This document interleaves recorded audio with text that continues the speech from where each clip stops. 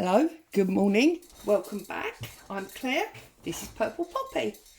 As I promised, this is the second part of the penny crafting, and it is the fabric journal base that we talked about the other day. Now, I've become aware, if you like, through shopping around on the internet, searching Google, etc., that our friend Mr. Holtz currently has a fabric journal base, I'm going to call it, available for sale.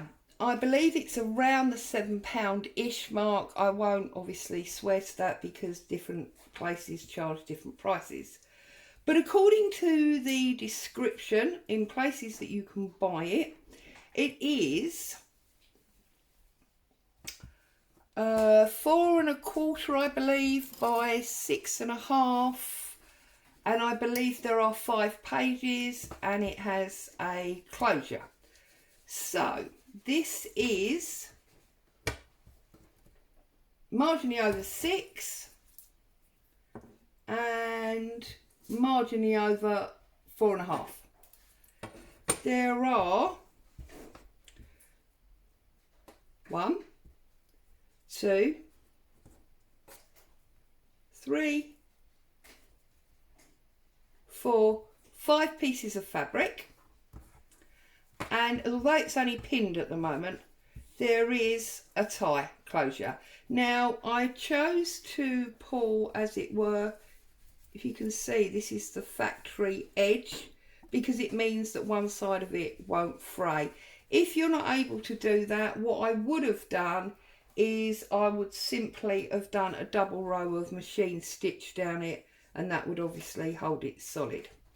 Okay, now part of the reason, as I did explain in the first one that I did the other day, for doing these videos is I am conscious that 2020 has been a very odd year. It's left lots of people with less spare pennies to spend.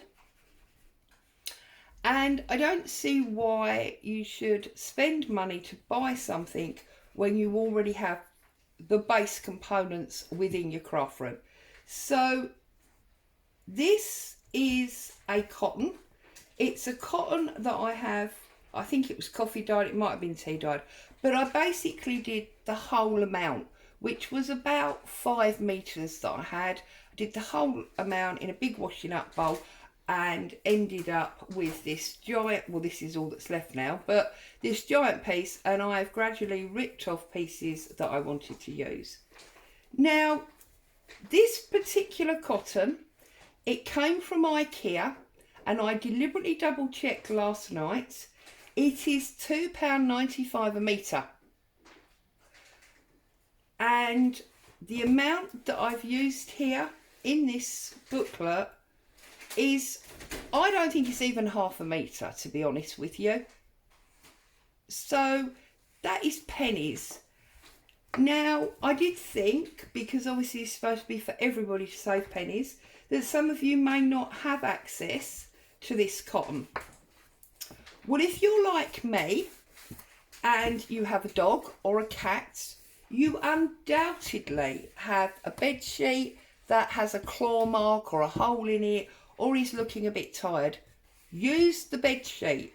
That will work just as well. If you haven't got a bed sheet, you might have an old cotton shirt of your husband's or your own. That will work just as well. All you need to do is you need to make sure that you measure the 6 inches, because I did it this way. So I measured 6 inches wide, and I just ripped right up the strip of fabric.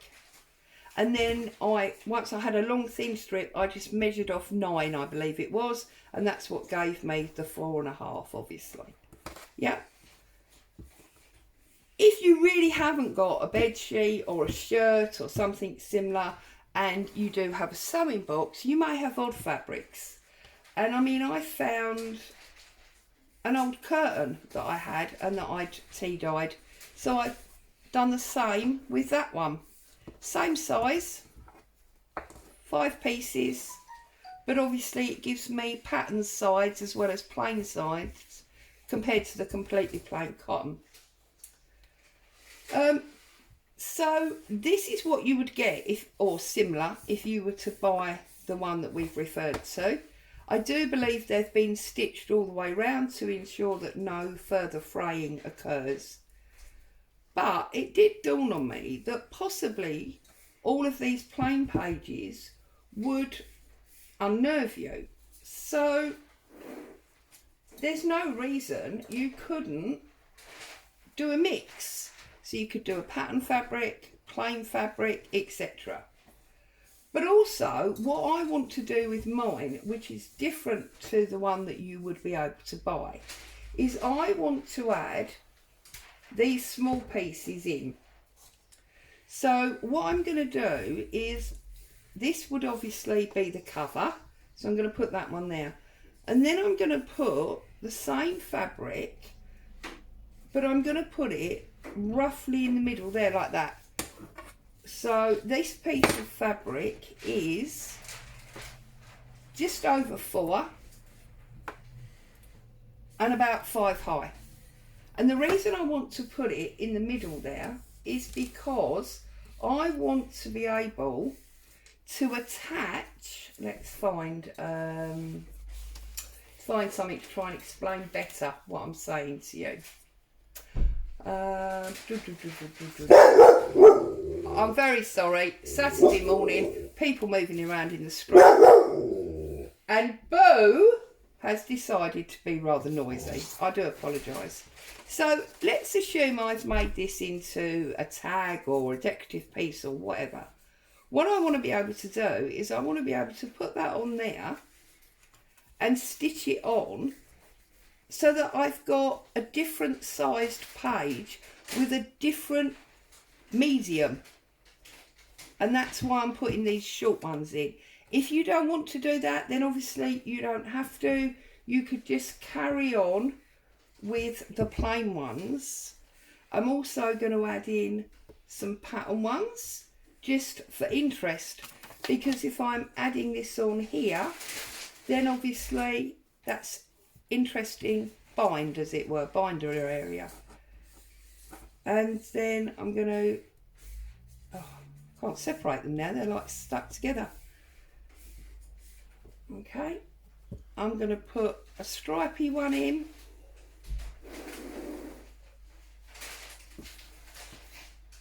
And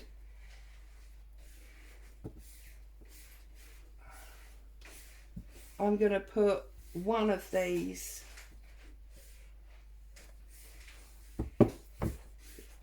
almost like plaid, one of these plaid ones in. So then I'm going to put it all back together.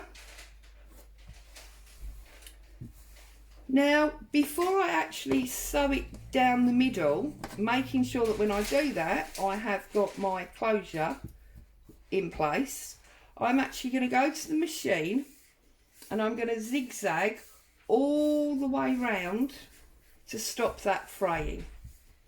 Now, what I've described to you, I don't believe is rocket science. My videos, for those of you that are new, never are rocket science. I don't believe in doing things the hard way. Those of you that have been with me for a little while know that everything I do is an easy make, because you know, there's enough stress in the world without adding to it. So that's part 1 of this penny crafting fabric book. If you're crafting along and you want to join in, then obviously this is your opportunity to go away and find some fabrics and get them cut to the right size and roughly pinned together. And then when I come back, I'm going to have all of these stitched all round and we can start making it into a journal. It's Saturday. I hope you're having a great relaxing day. You don't have to go to work. Thank you for joining me. Stay safe. I'll see you again soon. Bye for now.